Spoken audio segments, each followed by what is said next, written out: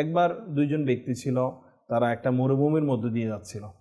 তো ওখানে একজন ব্যক্তি ছিল অনেক তাকওয়াবান, পরহেজগার, ইবাদত গুজার বান্দা, আরেকজন গুনাহগার ব্যক্তি ছিল। তো যাওয়ার সময় প্রতিমধ্যে কি হলো, ওই যিনি নেককার ইবাদত গুজার বান্দা ছিলেন, ইনার হঠাৎ অসুস্থতা চলে আসলো এবং ইনি মৃত্যু মুখে মুমূর্ষ হয়ে গেলেন। হ্যাঁ, মুমূর্ষ হয়ে গেলেন। ওই সময় ইনি পানির জন্য পিপাসার্থ ছিলেন, খুব পিপাসার্থ। ইনি পানির জন্য বারবার আহ্বান করছেন, কিন্তু ওই গুনাহগার ব্যক্তি যিনি ছিলেন তার কাছে কিন্তু পানি ছিল। তো যখন ওনার এই অবস্থা দেখলেন, একসাথে কিন্তু কথা বলে যাচ্ছে না, জাস্ট যাচ্ছে, একে অপরকে দেখছে। তো তখন ওই অবস্থায় ওই গুনাহগার ব্যক্তি চিন্তা করলো যে এই বান্দা এখন অনেক বড় বিপদের মধ্যে রয়েছে এবং পিপাসার্থ রয়েছে।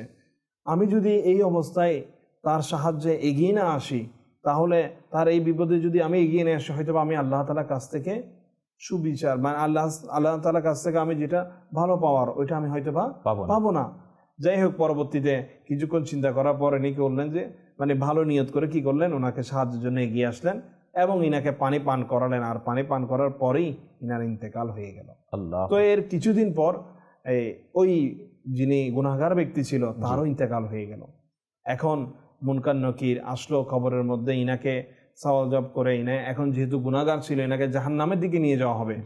ওই অবস্থায় হঠাৎ করে একটা অদৃশ্য থেকে আওয়াজ আসলো যে এই ফেরেশতারা, তাকে তোমরা নিতে পারবে না, তাকে এখানে রাখো। তখন বলল, কেন? উনি তো গুনাহগার, উনি তো জাহান্নামের হকদার, ওনাকে জাহান্নামে নিয়ে যাওয়া হবে। তো তখন ওই নেককার বান্দা বলল যে তোমরা কি জানো এই ব্যক্তি আমার জন্য কি করেছিল আমি দুনিয়াতে থাকতে? এই ব্যক্তি যদি আমার উপর দয়া না করত, ওই দিন আমার উপর এত বড় এহসান হতো না। আমার যখন খুব পিপাসার্থ আমি যখন ছিলাম মৃত্যু মুহূর্তে, ওই পিপাসার্থ অবস্থায় ওই ব্যক্তি আমাকে কি করেছিল? পানি পান করিয়েছিল।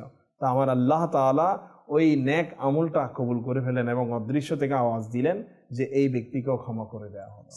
তো দেখুন মুবিন ভাই, বিপদে সাহায্য যদি করি, সেটা যদি এক ঢোক পানিও হয়, তার কারণে তার জান্নাত মিলে গেল। প্রিয় রাসূল সাল্লাল্লাহু তাআলা আলাইহি ওয়া আলিহি ওয়াসাল্লামের হাদিসে মুবারকার মধ্যে ইরশাদ এসেছে, এভাবে যদি কোনো মুসলমানকে সমবেদনা জ্ঞাপন করে, কার দুঃখের সময়, পেরেশানির সময়, মুসিবতের সময়, আল্লাহ রাসূল বলতেছেন আল্লাহ তাআলা তাকে কাল জান্নাতে এমন দুটি পোশাক পরিধান করাবেন না, সুবহানাল্লাহ, যেটার মূল্য পুরো দুনিয়া দিলেও হবে না। আল্লাহ